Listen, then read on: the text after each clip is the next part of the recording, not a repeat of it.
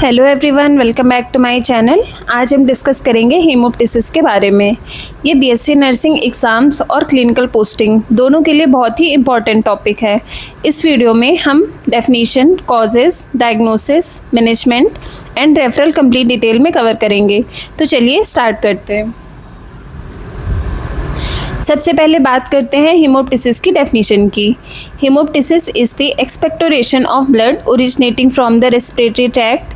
It can vary in severity and requires timely and appropriate management to address underlying causes and prevent complications.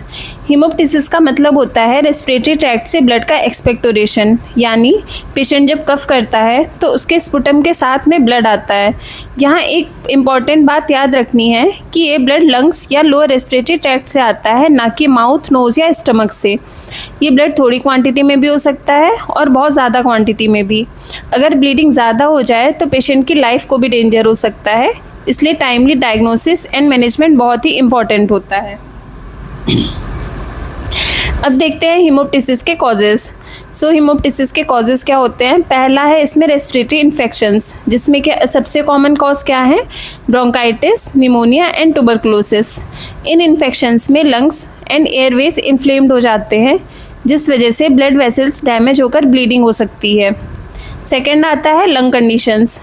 इसमें क्या आता है, bronchitis, lung cancer and pulmonary embolism. Bronchitis में bronchi permanently dilate हो जाती हैं। Lung cancer जो होता है उसमें ट्यूमर ब्लड वेसल्स को डैमेज कर सकता है। देन जो पल्मोनरी एम्बोलिज्म है उसमें लंग की आर्टरी में क्लॉट हो जाता है, जिसकी वजह से पल्मोनरी आर्टरी पूरी तरीके से ब्लॉक हो जाती हैं। देन अदर कॉजेज़ में आता है ट्रॉमा और इंजरी। चेस्ट ट्रॉमा या चेस्ट सर्जरी के बाद भी हीमोप्टिसिस हो सकता है, क्योंकि लंग्स या ब्लड वेसल्स इंजरी की वजह से ब्लीड कर सकती हैं। देन चेस्ट ट्रॉमा हो गया, चेस्ट सर्जरी हो गया। देन आता है सिस्टेमिक कंडीशंस। सिस्टेमिक डिजीज़ जैसे ब्लड क्लॉटिंग डिसऑर्डर्स और ऑटो इम्यून डिजीजेस, ये भी हीमोप्टिसिस का एक कॉज हो सकती है। अब बात करते हैं डायग्नोसिस की। To accurately diagnose the cause of hemoptysis, a thorough evaluation is necessary. So first is medical history and physical examination. इसमें क्या है, assess history of respiratory infections, chronic diseases, smoking और recent chest trauma. So medical history में हम लोग क्या देखते हैं, डॉक्टर पेशेंट से हिस्ट्री लेंगे, जैसे स्मोकिंग, पेशेंट स्मोकिंग करता है या नहीं, पेशेंट को टीबी की कोई हिस्ट्री है या नहीं, रिसेंट कोई चेस्ट इंजरी हुई है या नहीं, क्रोनिक लंग डिजीज़ है या नहीं। तो इन सारी चीज़ों की मेडिकल हिस्ट्री लेनी है। देन उसके बाद में आता है लेबोरेटरी इन्वेस्टिगेशंस में क्या आएगा, कंप्लीट ब्लड काउंट यानी कि सीबीसी। इससे इन्फेक्शंस और ब्लड लॉस का आइडिया मिलता है। देन उसके बाद में PT and APTT, coagulation profile जिसको हम लोग बोलते हैं, ये देखने के लिए कि ब्लड क्लॉटिंग नॉर्मल है या नहीं। Then sputum analysis for infection और मैलिग्नेंसी। इससे इन्फेक्शन या लंग कैंसर का पता चल सकता है कि पेशेंट को लंग कैंसर तो नहीं है। तो लेबोरेटरी इन्वेस्टिगेशंस में हम लोग क्या करेंगे, सीबीसी करेंगे।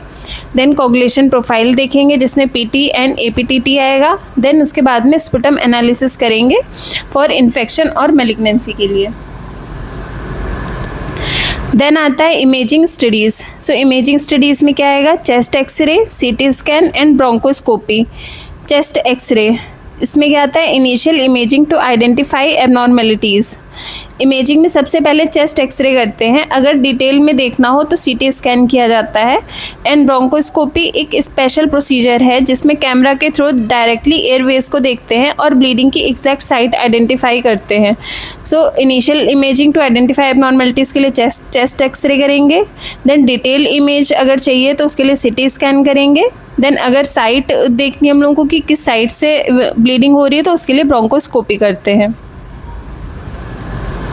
देन आते हैं प्राइमरी केयर मैनेजमेंट पे। इसमें क्या है, सबसे पहले immediate management of haemoptysis focuses on stabilising the patient and controlling bleeding. सबसे पहले किस पे फोकस करना है, स्टेबलाइजिंग पे, मतलब पेशेंट को सबसे पहले स्टेबलाइज करना है और जो ब्लीडिंग हो रही है उसको कंट्रोल करना है। So first is stabilisation. इसमें क्या करना है, ensure airway patency and haemodynamic stability.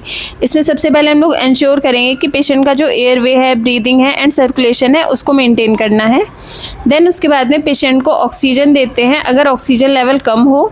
Then उसके बाद में पल्स ऑक्सीमीटर से ऑक्सीजन सेचुरेशन मॉनिटर करते हैं। देन उसके बाद में आईवी कैनुला लगाएंगे पेशेंट को एंड फ्लूइड रिससिटेशन करेंगे पेशेंट का। देन उसके बाद में अगर ज़रूरत हुई तो उसको मेडिकेशन देते हैं, मेडिकेशन एडमिनिस्ट्रेशन करना है।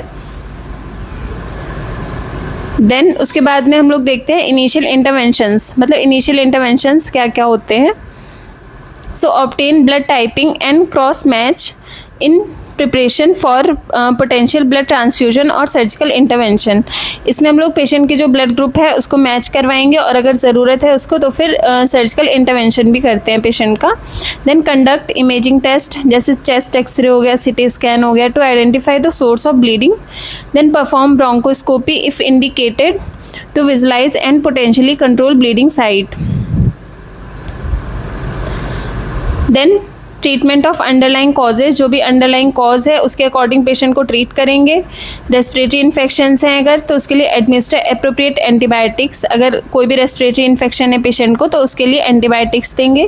देन लंग कंडीशंस और सिस्टमिक डिजीजेज हैं अगर तो ट्रीट विद मेडिकेशंस और अदर इंटरवेंशंस एज प्रिस्क्राइब्ड, जैसे एंटीकोगुलेशन फॉर पल्मोनरी एम्बोलिज्म। अगर पेशेंट को पल्मोनरी एम्बोलिज्म है तो उसके लिए एंटीकोगुलेंट्स देते हैं। देन अगर लंग कैंसर है तो उसके अकॉर्डिंग कीमोथेरेपी देंगे पेशेंट को या फिर रेडियोथेरेपी दे सकते हैं पेशेंट को।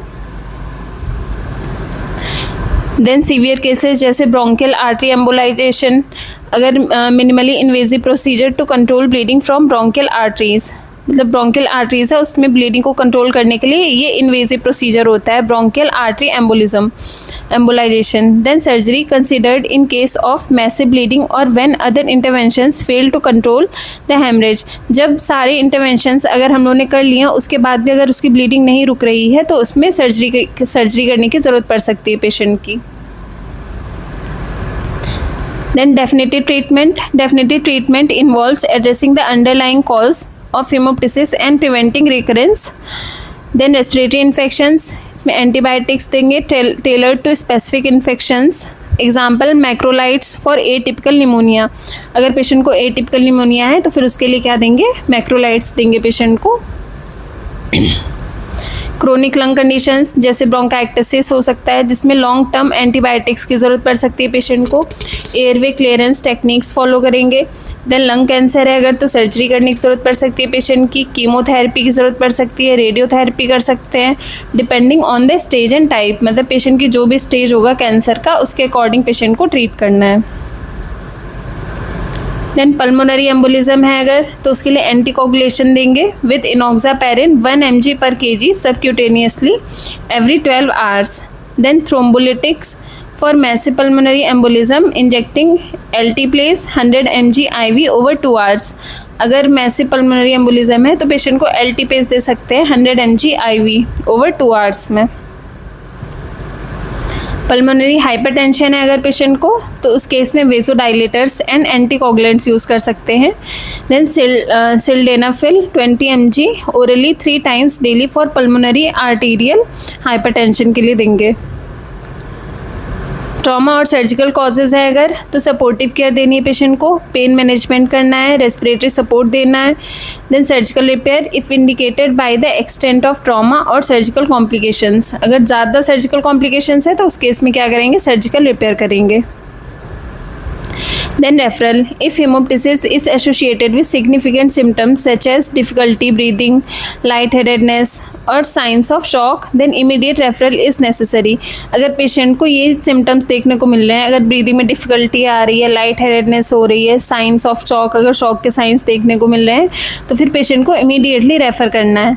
Also in cases of recurrent or persistent hemoptysis, referring the patient is important.